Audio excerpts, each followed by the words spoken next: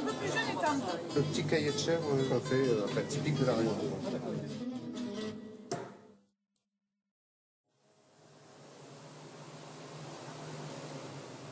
Pour découvrir cette nouvelle génération de fromagers, direction Aix-en-Provence. J'ai un petit morceau et j'ai un morceau un peu plus gros. Celui-ci, ça vous convient?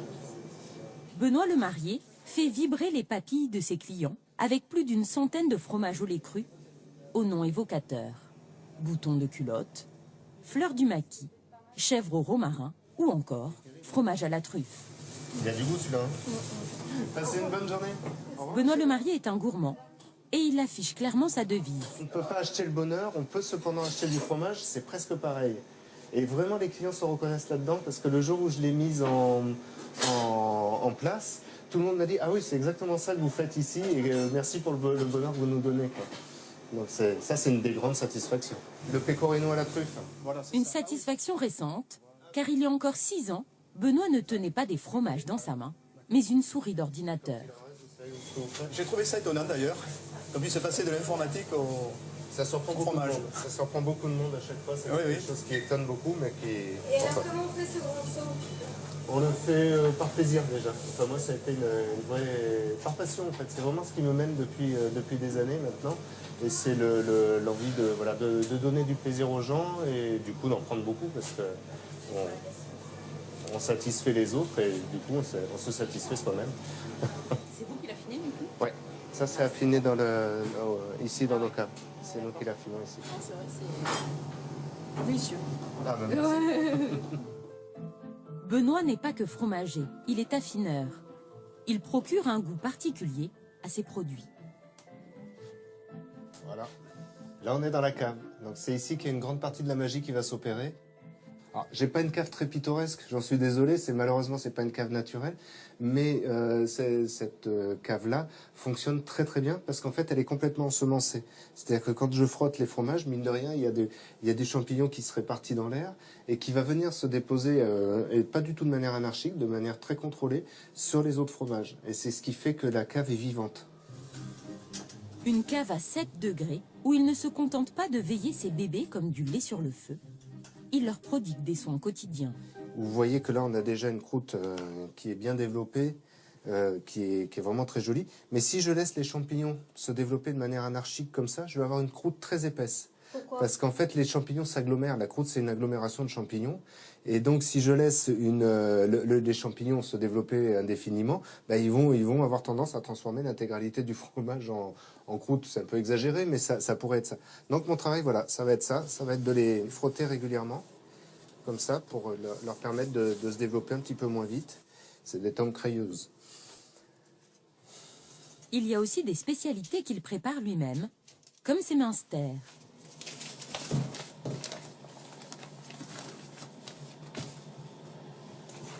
Sur les minsters, les maroilles, les croûtes lavées en général, ce sont principalement des levures qui sont dessus, non plus des champignons. Et en fait, là, vous voyez, je les trempe dans de la bière, qui, elle, est gorgée de levure, parce que c'est le principe même de la bière.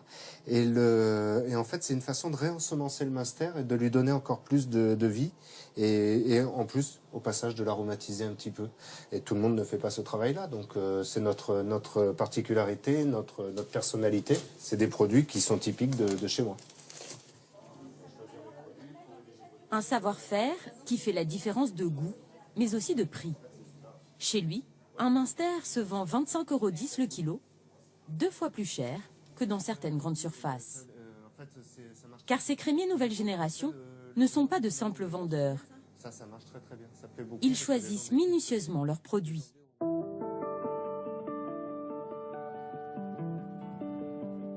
En plein cœur de l'Aveyron, à flanc de falaise, le village de Roquefort. Ce jour-là, Benoît Lemarié et ses vendeurs viennent de faire 400 km depuis Aix. Là, on arrive à Roquefort, là. Alors, en fait, c'est drôle parce qu'il y a des centaines de milliers de tonnes de Roquefort qui sont produites. Et tout est fait dans ce petit village. Pour bien vendre les produits, il faut les connaître. Il vient faire découvrir à son équipe le Roquefort de son fournisseur, Delphine Carl. Ça va? Je me suis fait une petite frayeur. On se tient vraiment, ça glisse, ouais. C'est beau ça. Ben, c'est beau, ça c'est une cathédrale quoi. On fait un affinage traditionnel, c'est-à-dire sur travée de bois. Les fromages, on les pique et après on les pose sur champ, sur les travées de bois. Donc ça c'est très important. Pour porter son nom, le roquefort doit obligatoirement être affiné dans des caves naturelles, creusées dans la falaise du village. Et là vous avez plusieurs failles derrière, vous voyez, vous avez des failles. Benoît a choisi Delphine car elle perpétue un savoir-faire ancestral. Un travail entièrement à la main.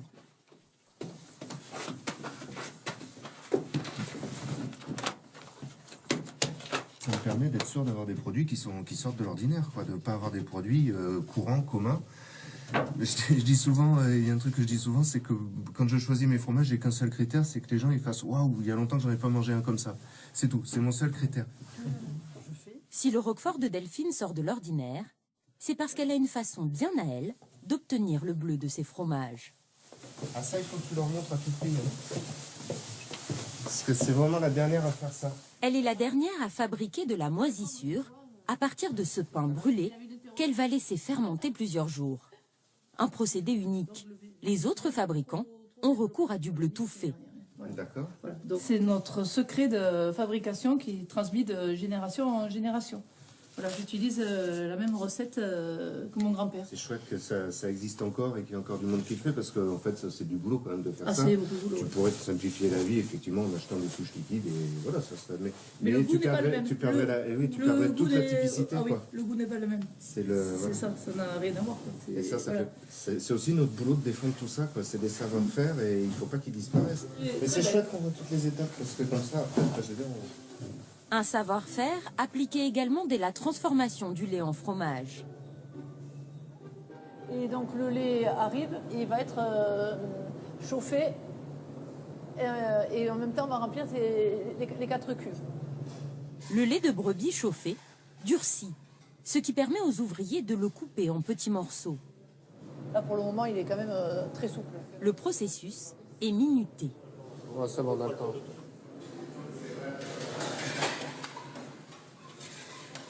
Car les petits carrés de lait doivent chauffer tout en étant brassés jusqu'à obtenir la consistance parfaite. On appelle cela coiffer le grain.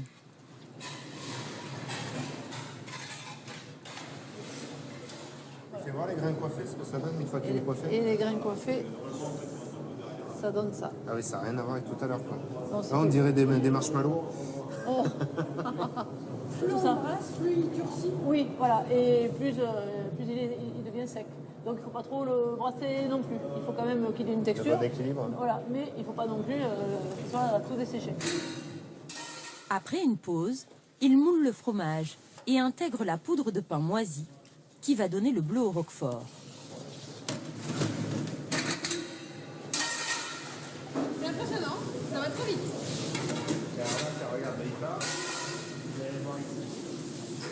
Les fromages vont être égouttés pendant 2 jours avant de rejoindre les caves. Le liquide doit sortir au plus vite du moule pour que le fromage se tienne parfaitement. À quelques secondes près, le roquefort est raté.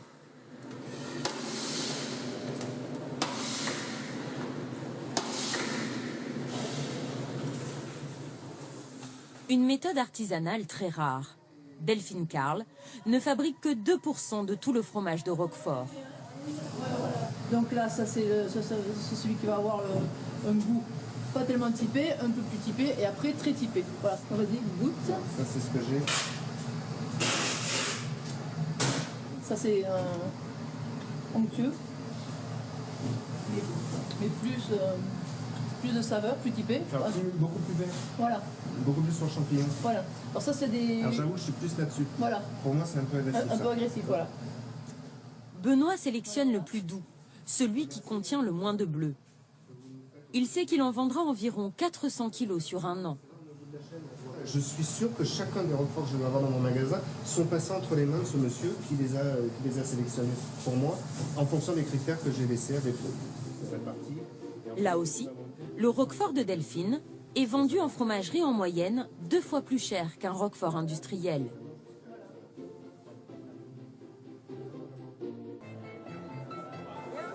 Tu vas bien? Ça va? Ça va? Bonjour. Sur son stand, Paul Georgelet accueille Rumiko Onma, l'une des principales importatrices de fromage au Japon. C'est donc une cliente à ne pas décevoir. Je veux vous faire découvrir quelque chose de merveilleux. C'est la tour de Paul. Je la coupe très fin, très fine, regardez. C'est pour vous permettre d'avoir une expression beaucoup plus rapide des goûts. Regardez ça.